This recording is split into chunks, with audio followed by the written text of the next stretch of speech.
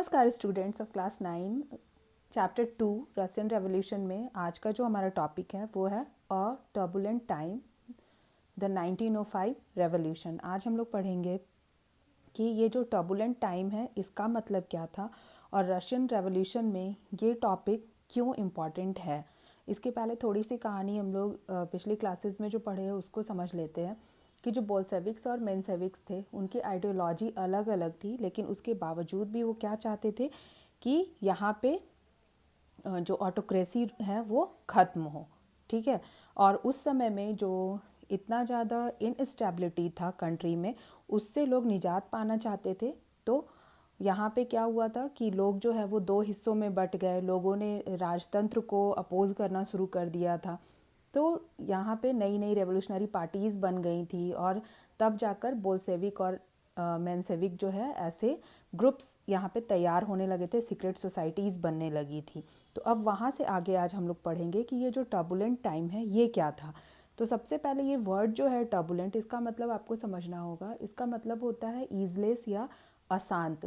बिल्कुल भी जो राजशाही है वो कैसी हो गई थी यहाँ पे कि आप कह सकते हो कि स्टेबिलिटी ख़त्म हो रही थी और चारों तरफ उथल पुथल मच रहा था, क्योंकि जो यहाँ का राजा था जो ज़ार निकोलस टू, ठीक है, ये बिल्कुल भी निरंकुश हो चुका था। निरंकुश का मतलब हो गया ऑटोक्रेसी का मतलब हो गया यहाँ पे कि जो कि एक ही इंसान जो है वो सभी चीज़ों को अपने हाथ में सारी चीज़ों पर अपना कब्ज़ा रखे हुए है। ठीक है, तो एक तंत्र की भावना थी जार में, और जार जो है वो इन चीज़ों के लिए कभी भी पार्लियामेंट के लिए उसकी कोई अकाउंटेबिलिटी नहीं थी। वो जो चाहता था वो कर सकता था।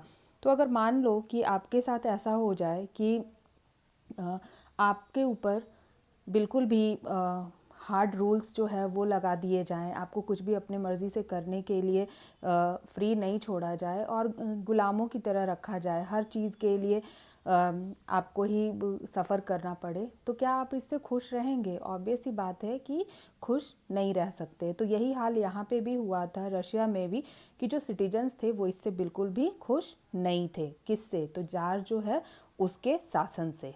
ठीक है, यहाँ तक क्लियर हुआ होगा आपको। अब आप देखो कि जो everybody wanted to end this system, जितने भी लोग थे, ठीक है, अब लोग कौन थे? तो पहले से ही आप सब पढ़ते आ रहे हो इस चैप्टर में, लिबरल्स, डेमोक्रेट्स, रेवोल्यूशनरीज। ठीक है, उसके अलावा जो नेशनलिस्ट और जादेदिस्ट, तो जितने भी लोग थे यहाँ पे सब चाह रहे थे कि ये जो ज़ार का जो सिस्टम है, ऑटोक्रेसी रूल जो है यहाँ पे, वो ख़त्म हो जाए और ये जो अशांति छाई हुई है रशिया में वो बिल्कुल भी ख़त्म हो, और यहाँ पे एक कॉन्स्टिट्यूशन बने और स्ट्रॉन्ग कॉन्स्टिट्यूशन बने यहाँ पे। और लोगों को ये मानना था कि यहाँ पे सोशलिज्म आए, डेमोक्रेसी हो और लोगों को राइट टू वोट मिले, मतलब कि सभी चीज़ के लिए सब लोगों के पास अधिकार हो।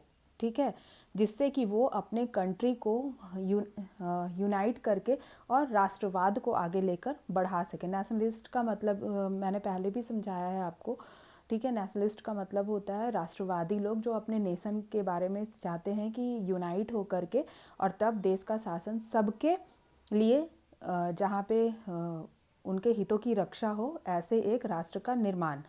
ठीक है, तो जितने भी लोग थे सभी चाहते थे कि यहाँ पे एक स्ट्रॉन्ग कॉन्स्टिट्यूशन बने, स्ट्रॉन्ग पार्लियामेंट हो, राइट टू वोट हो, लोगों के अधिकारों की रक्षा हो और लोग जो है वो अपने नेशन के प्रति वफादार हों। तो कोई भी पसंद नहीं कर रहा था कि ज़ार जो है वो वहाँ पे राजा बना रहे।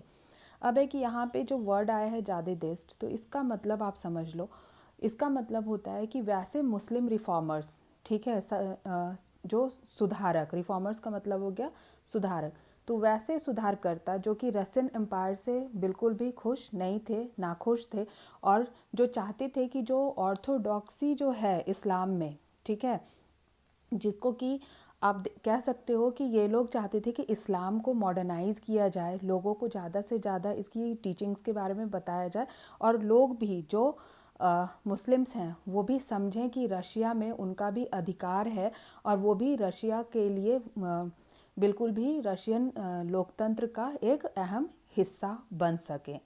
तो ये चीज़ें आप यहाँ पे ये समझ सकते हो कि एक अशांत जो समय था रशिया का, उसके लिए जितने भी लोग थे, चाहे वो लिबरल्स हों, डेमोक्रेट्स हों या फिर और भी लोग, आप कह सकते हो कि पूरा का पूरा देश जो था वो चाह रहा था कि रिफ़ॉर्म हो, और रिफ़ॉर्म ऐसा हो कि रशियन एम्पायर जो है वो बिल्कुल भी पूरी तरह से यहाँ पे डेमोक्रेसी को, सोशलिज्म को यहाँ पे लागू किया जा सके।